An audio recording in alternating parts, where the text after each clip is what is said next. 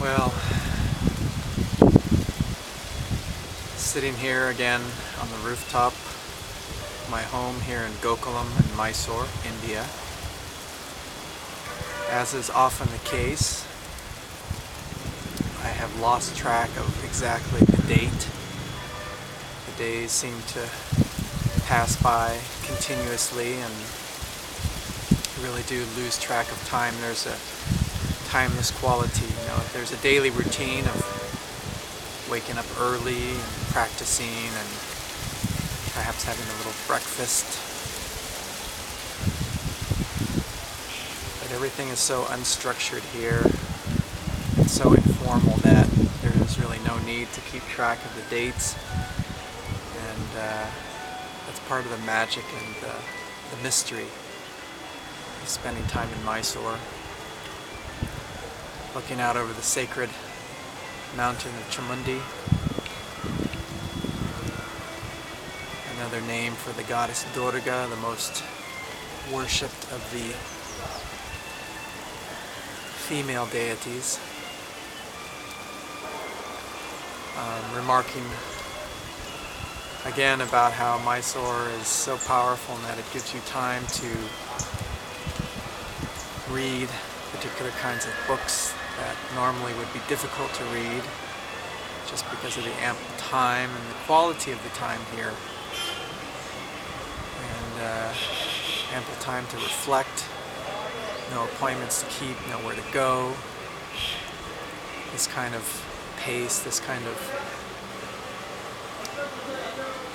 movement of time, I believe, is necessary for certain aspects of contemplative spiritual life.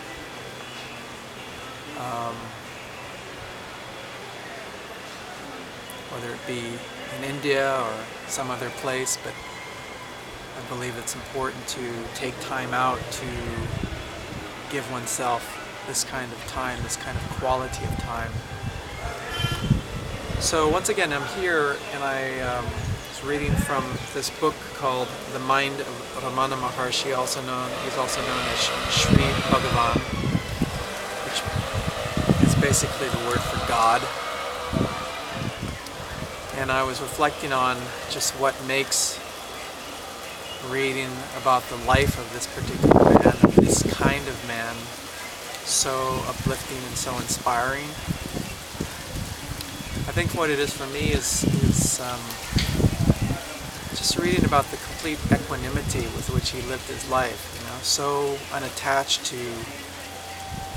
anything in the outward world, anything in the objective sensual world, no attachment to his body, no attachment to his needs, no attachment to his thoughts, his desires. Reading about a kind of human being who has a capacity to simply be with no attachment, in the way that he gave of himself so completely, so unconcerned about his own welfare. It's very powerful to see how a person can live in this fashion. So that for me is what is such great value of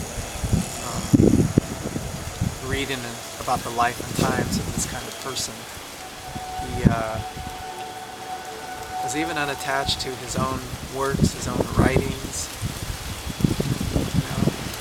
He seemed to express the fact that all outward activity simply took away from real sadhana, real contemplation of self, inward looking. And at the same time, he advised people not to renunciate the world, not to give up the world, not to give up attachments until they were ready. So in both those fashions, he lived, and so beautifully, so gracefully. There's such a quiet and powerful simplicity that is truly inspiring. So.